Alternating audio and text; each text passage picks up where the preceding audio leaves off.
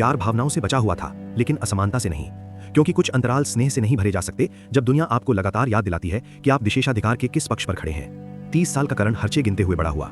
दिल्ली में एक freelance photographer, वो व्यावहारिक था, जमीन से जुड़ा हुआ था, पैसे की सीमाओं से गहराई से वाकिफ था। हर खरीदारी की गणना की जाती थी, हर विकल्प को उसकी लागत के आधार पर तौला जाता था। अलीशा एक ऐसी दुनिया में रहती थी जहां सीमाएं मुश्किल से ही अस्तित्व में थी।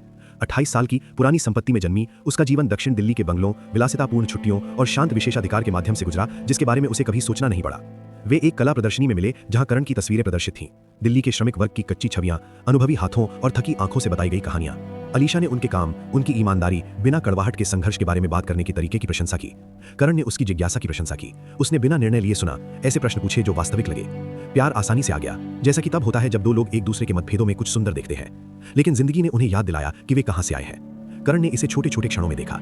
जब अलीशा ने मेन्यू की जांच किए बिना लापरवाही से महंगे रेस्तरां बुक किए, जब उसके दोस्तों ने सस्ते स्थानों के बारे में बात की जिनकी कीमत उसके मासिक किराने के बजट से अधिक थी, जब पैसा उसके लिए अदृश्य हो गया और दर्दनाक रूप से उसके सामने आ गया।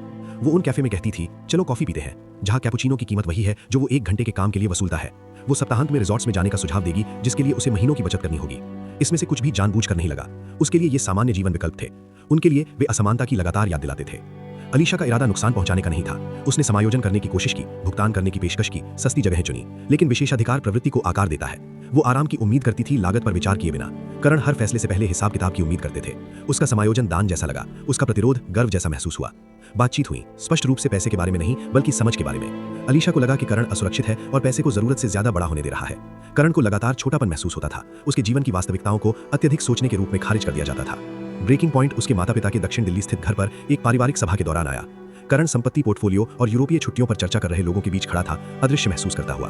किसी ने बातचीत करते हुए पूछा कि वो क्या करता है। फोटोग्राफी, उसने कहा। वो व्यक्ति विनम्रता से मुस्कुराया, फिर पूछा, लेकिन आप वास्तव में क्या करते हैं? सवाल वहीं लटका हुआ था। ये इंगित के धन के बिना कला वास्तविक काम नहीं थी।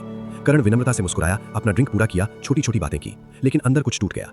बाद में उस रात अपनी कार में उसने अलीशा को बताया कि वो थक गया है। किस बात से थक गए हो? उसने पूछा।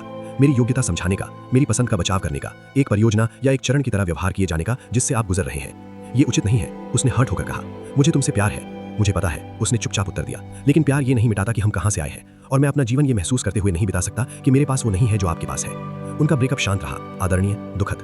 कोई भी गलत नहीं था। उसका इरादा उसे छोटा महसूस कराने का नहीं था, उसका इरादा उसके विशेषाधिकार पर नाराज होने का नहीं था। लेकिन इरादे से असर नहीं मिटका।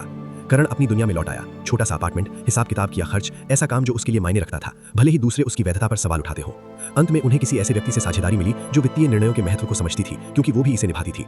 अलीशा ने सीखा कि अच्छे इरादे वर्ग विभाजन को नहीं पाट सकते, कि आप संघर्ष के वजन को जाने बिना उसे समझने की कोशिश कर सकते हैं। कभी कभी प्यार पर्याप्त नहीं होता जब दुनिया किसी को रोज याद दिलाती है कि वो उसकी नहीं है।